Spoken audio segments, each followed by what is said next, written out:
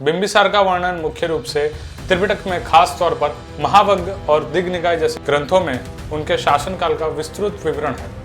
बिंबिसार के शासनकाल में मगध साम्राज्य की सीमा बिहार, झारखंड, पश्चिम बंगाल, नेपाल की तराई और पूर्वी उत्तर प्रदेश यानी कि काशी तक फैली हुई थी। 2600 वर्ष पूर्व के भारत में 16 प्रमुख जनपद थे, जिसमें थे शूरसेन, मगध, काशी, कौशल, वज्जी, मल्ल, चेती, वंश, कुरु, पंचाल, मत्स्य, अश्मक, अवंती, गांधार और कंबोज। इनमें से कुछ अराजक में गिने जाते थे, बाकी में राजतंत्रीय शासन था। उन्हीं में से मगध सबसे विशाल और शक्तिशाली जनपद था। वहाँ के राजवंशीय शासक का महान राजा था राजा भट्टिय। राजा भट्टिय अपनी रानी बिंबिसार से अत्यधिक प्रेम करता था। बिंबिसार गर्भवती हुई और एक पुत्र रत्न को जन्म दिया, जिसका नाम रखा गया बिंबिसार। बिंबिसार बहुत महत्वाकांक्षी थे। किशोर अवस्था में ही उनके मन में राज्याभिषेक की प्रबल कामना जागी। राजा भट्टिय को अपने पुत्र से अत्यधिक स्नेह था, इसलिए उसने 15 वर्ष के किशोर बिंबिसार का राज्याभिषेक कर दिया और स्वयं ही निवृत्त हो गया। बिंबिसार की महत्वाकांक्षा बढ़ती गई। युवावस्था तक पहुँचते पहुँचते वह प्रशासन में निपुण हो गया। उसने अपनी सेना को विविध युद्ध तकनीकों से सुसज्जित किया। अपनी विशाल सेना और युद्ध कौशल से उसने अंग जनपद को अपने अधीन कर लिया। इसके बाद बिंबिसार ने शूरसेन जनपद को भी मगध में मिला लिया। मगध की शक्ति और बढ़ गई। बिंबिसार की विशाल सेना थी और उसकी युद्ध नीति अत्यंत प्रभावशाली थी। इस कारण वह सेनानायक बिंबिसार कहलाने लगा। जब सिद्धार्थ गौतम ज्ञान की खोज में निकले, तब वे राजगृह पहुंचे, जो उस वक्त के मगध की राजधानी थी। तब राजा बिंबिसार उनका तेजस्वी व्यक्तित्व देखकर इतना प्रभावित हुए कि उन्हें अपना मंत्री बनाने का प्रस्ताव दे बैठे। लेकिन सिद्धार्थ ने इसे अस्वीकार कर दिया और अपने आध्यात्मिक मार्ग पर आगे बढ़े। बिंबिसार ने तब उनसे वचन लिया कि यदि उन्हें संसार चक्र से निकलने के लिए ज्ञान प्राप्त हो जाता है, तो वे मगध वापस आकर उन्हें उपदेश देंगे। ये थी बिंबिसार और बोधिसत्व गौतम बुद्ध की पहली मुलाकात। बिंबिसार के जो मंत्री थे उसमें हमें जीवक का नाम का उल्लेख मिलता है, जो एक महान आयुर्वेदिक आचार्य थे। जीवक भगवान बुद्ध के चिकित्सक थे। जीवक ने बाद में भगवान बुद्ध से विपश्यना सीखकर अरहंत पद प्राप्त कर लिया था। बिंबिसार एक कुशल राजनेता थे। उन्होंने भारत के बाहर कई राज्यों से मित्रतापूर्ण संबंध स्थापित किए, जिससे भगवान बुद्ध के संदेश को फैलने का अवसर मिला। बिंबिसार ने गांधार, जो कि वर्तमान में पाकिस्तान और अफगानिस्तान का क्षेत्र है, वहां के शासकों से संबंध बनाए। वहां पहले से ही बौद्ध विचारधारा के लिए अनुकूल वातावरण था, जो बाद में कुषाण शासकों कनिष्क के समय में पूरी तरह विकसित हुआ। दूसरा था श्रीलंका से संपर्क। कुछ श्रीलंकाई बौद्ध ग्रंथों में उल्लेख मिलता है कि बिंबिसार ने लंका के शासकों से संपर्क किया था। हालांकि धम्म का वास्तविक प्रचार वहां अशोक के समय यानी 3री सदी ईसा पूर्व में हुआ। बिंबिसार के शासनकाल में मगध एक व्यापारिक केंद्र बन गया था।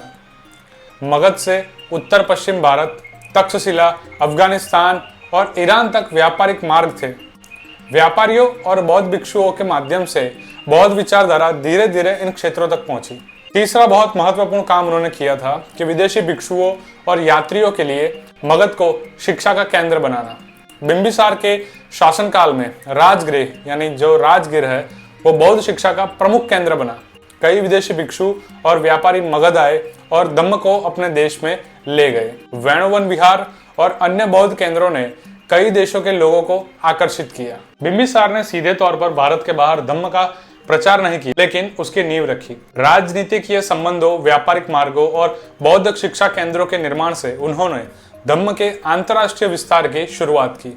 उनका कार्य अजातशत्रु और सम्राट अशोक के काल में और अधिक विकसित हुआ, जिससे बौद्ध धम्म भारत से बाहर निकलकर श्रीलंका, अफगानिस्तान, तिब्बत और दक्षिण पूर्व एशिया के देशों तक फैल गया। 19वीं शताब्दी में एलेक्जेंडर कनिंघम और रॉबर्ट सील जैसे ब्रिटिश इतिहासकारों और पुरातत्वविदों ने मौर्य पूर्व काल के राजाओं की खोज शुरू की। कनिंघम ने पाटलिपुत्र यानी कि अब के पटना और राजगीर या उत्खनन के दौरान बिंबिसार से जुड़े प्रमाणों को पुनः खोजा और आर्कियोलॉजिकल फैक्ट्स को बाहर लेकर आए। भारतीय इतिहासकारों जैसे राधा कुमुद मुखर्जी और R.C. मजूमदार ने भी बिंबिसार के शासन और मगध साम्राज्य पर संशोधन किया है। कोई इतिहास का वैलिडेशन कैसे होता है?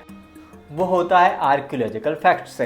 तो बिंबिसार के आर्कियोलॉजिकल फैक्ट्स के बारे में बात करते हैं। बिंबिसार ने राजगृह को अपनी राजधानी बनाया था। आज भी वहाँ पे गुफा, किले, अवशेष पाए जाते हैं। यहाँ दीवारें 40 किलोमीटर लंबी हैं, जो उस समय के उन्नत निर्माण तकनीकों को दर्शाती है। ये किलेबंदी दिखाती है कि बिंबिसार ने अपने राज्य की सुरक्षा के लिए मजबूत व्यवस्था की थी। वेणुवन विहार भी आर्कियोलॉजिकल डिपार्टमेंट ने ढूंढ निकाला है। यह स्थान राजा बिंबिसार द्वारा भगवान बुद्ध को दान में दिया गया पहला विहार था। राजगिरी में आज भी इस विहार के अवशेष और स्तूप देखे जा सकते हैं।